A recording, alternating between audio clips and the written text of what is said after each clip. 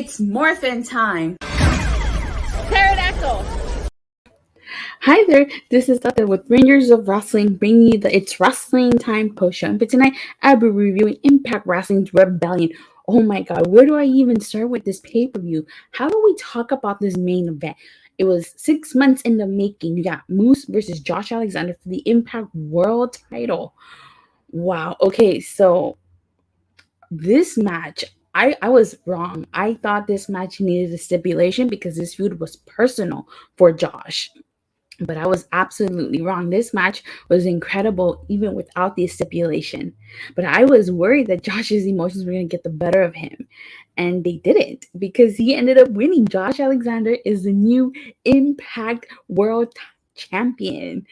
Oh my god. Oh my god. He finally did it. He won the title. This rivalry started at Bound for Glory after Moose robbed Josh Alexander of his moment in front of his family.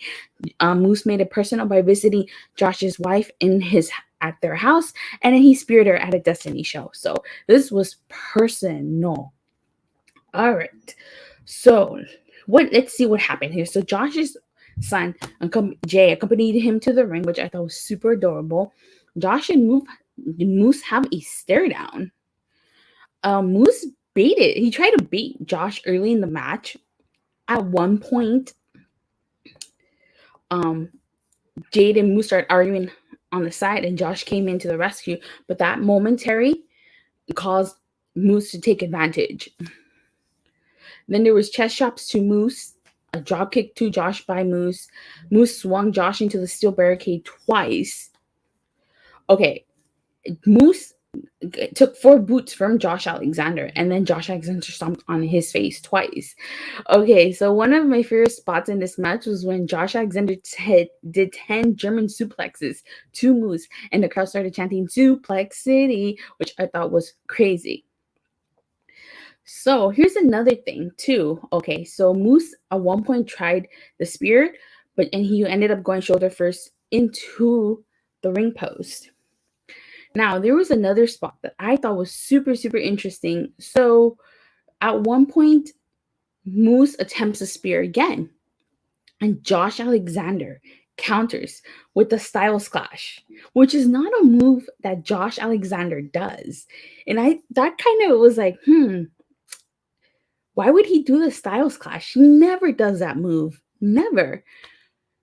And they announced that Impact's Slammiversary will be June 19th, which is their 20th anniversary. So I'm thinking, earlier in the year, Impact loaned Mickie James to WWE for the Women's Royal Rumble. Could it be possible that maybe WWE, in exchange for that, is loaning AJ Styles to Impact? I don't know. It just seems really odd to me that Josh Alexander did the Styles Clash. Maybe I'm reading too much into it. Maybe it was just insignificant. It's just he's never done that move before. So why would he do the Styles Clash? Why? Although is a dream match of mine, AJ Styles versus Josh Alexander. But yeah, so like I said, maybe I'm reading too much into it. Maybe it just means nothing. Maybe it's just, because this was a main event match, he decided to do it. But he did the Styles Clash. So at the end, Josh hits the C4 spike to Moose, and that allows him to capture the Impact World title. I am so happy. Like I said earlier, this was 6 months in the making since Bound for Glory. I am so excited, super excited that Josh Alexander is now the new Impact World Champion. Moose got what was coming to him, I'd say that. All right, so let's kick things off with the Countdown to Rebellion. So Countdown to Rebellion kicked off with Chris Bay versus Eddie Edwards. Originally, it was supposed to be Jonathan Gresham versus Eddie Edwards. Have no idea why Jonathan Gresham was pulled from this card, but that's, I'm not going to say anything. So this was a good match. Really great way to kick off the Countdown to Rebellion. It's a good match between Chris Bay and Eddie Edwards. In the end, Eddie Edwards is victorious. I felt bad for Chris Bay. The Bullet Club not starting off the pay-per-view with a bang. Then we had The knockouts impact world tag team title match. It was the Inspiration versus the Influence. Good match. Disappointed the Inspiration lost here. Was totally rooting for them to win. So that's that. Okay, so Rebellion then kicked off with the first triple threat match of the evening. Is Steve Macklin versus Jay White versus Chris Saban. Steve Macklin rocking what looked like it was Punisher inspired attire. He had that face paint and everything. This was an incredible match. Super good way to kick off Rebellion, if you ask me. I like how Jay White immediately went to outside, and of course, like he was not gonna get into the rope yet.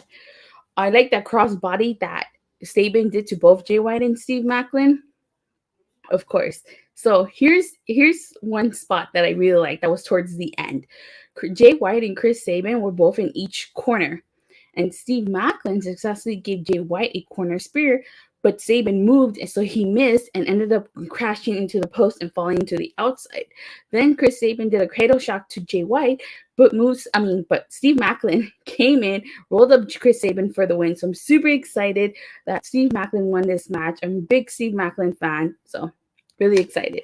Then we get a backstage segment with Josh Alexander, his wife Jade, and she tells him that he needs to stay focused on this match, reminds him of Bound for Glory, and says that Moose needs to pay for what he did. Josh says that he will show Moose his consequences for his actions. Then Scott D'Amore comes in and tells Josh that he needs to remember what he cares about the most and to take away what Moose cares about the most, which is the title. And he also tells Josh he needs to put his anger in his back pocket and use it as motivation.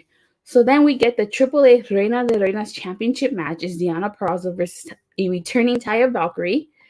This was a good match. Super good match.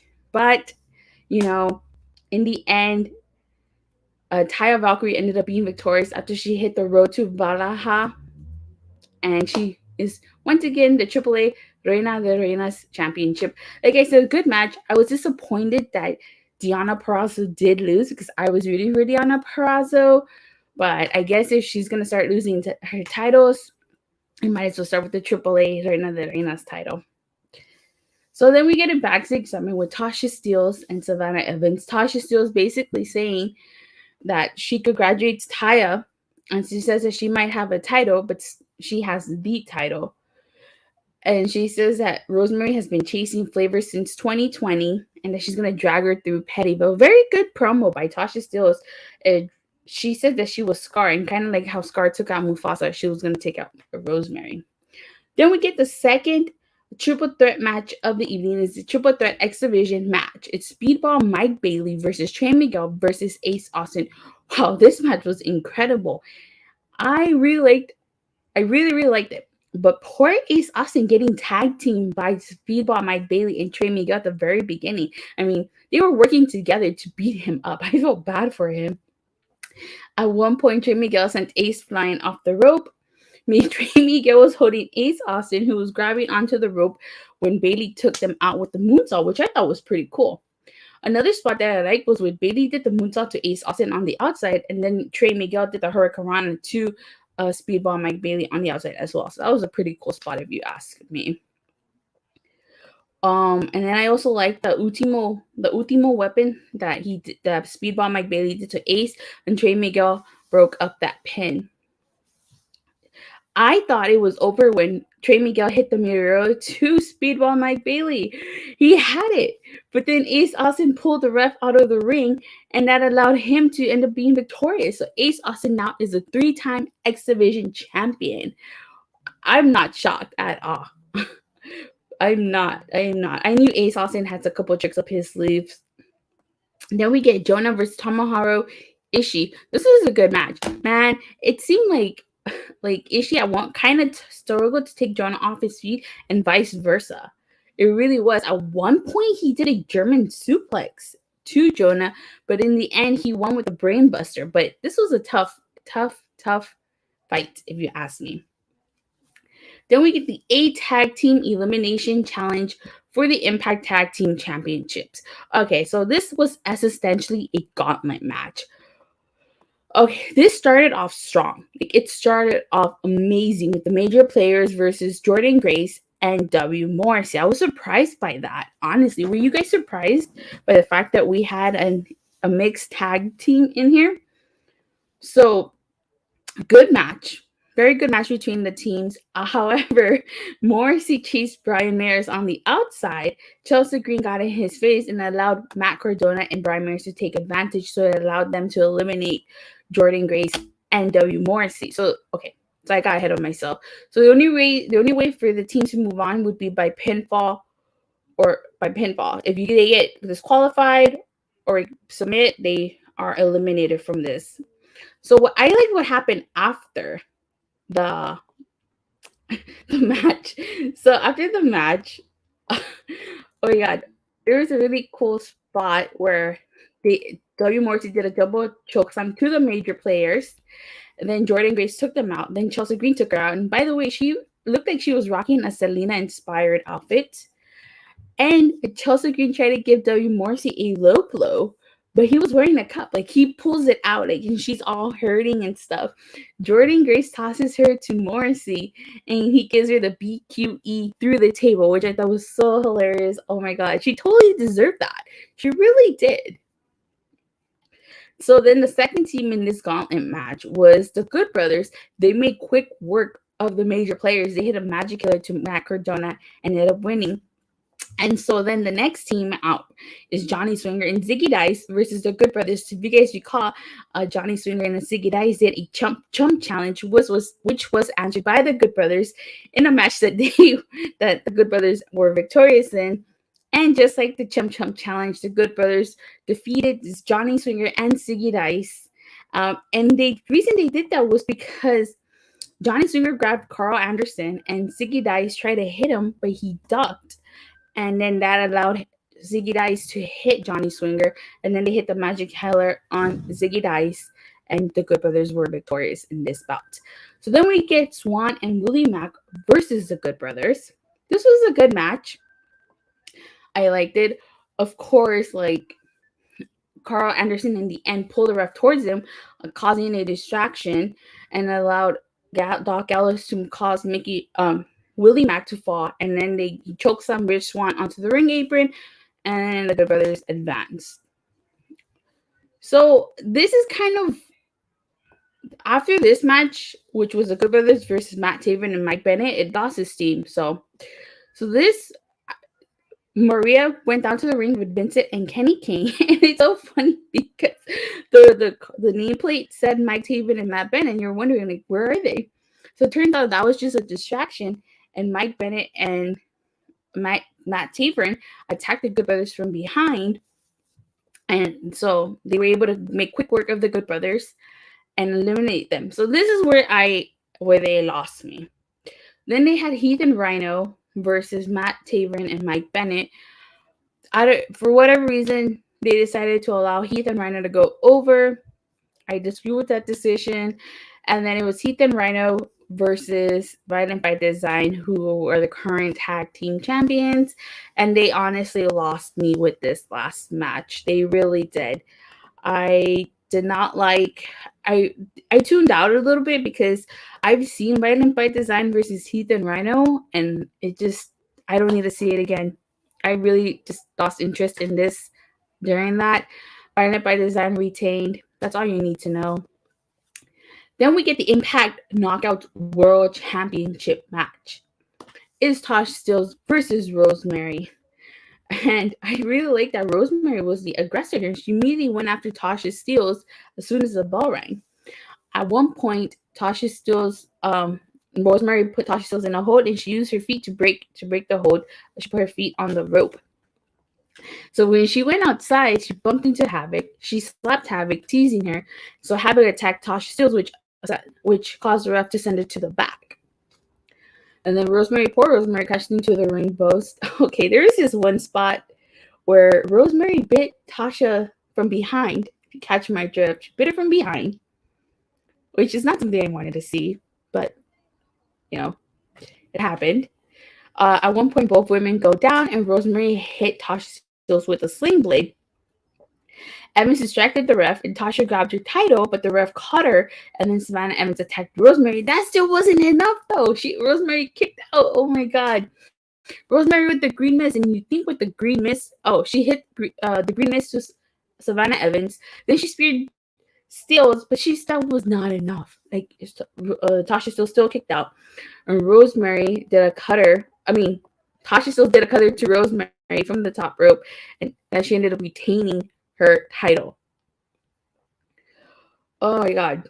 And so then again, the main event was the Impact World title match, Moose versus Josh Alexander. I talked about this in the beginning, but like I said, this is an incredible match.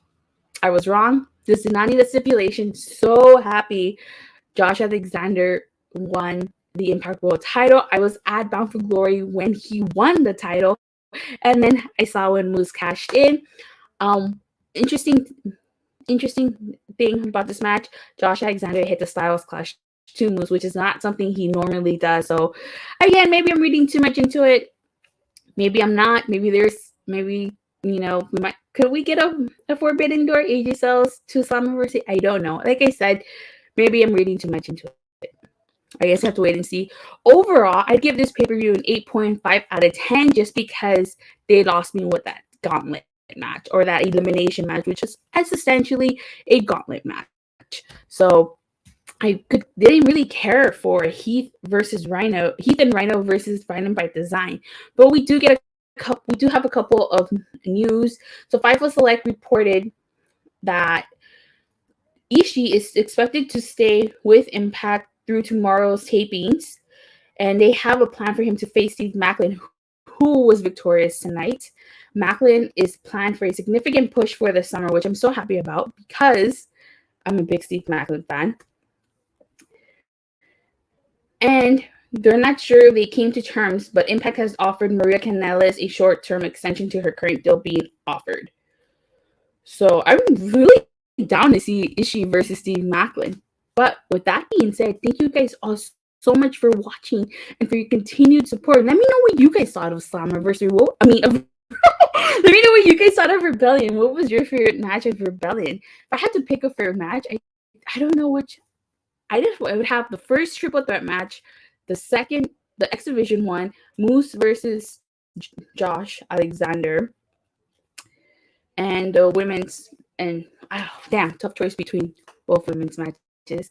But with that being said, thank you guys all so much for watching, for your continued support. Please don't forget to like and subscribe. Make sure you hit that bell so you get notified whenever I go live or release a new video. And I'll see you guys on Monday after Monday Night Raw. Bye.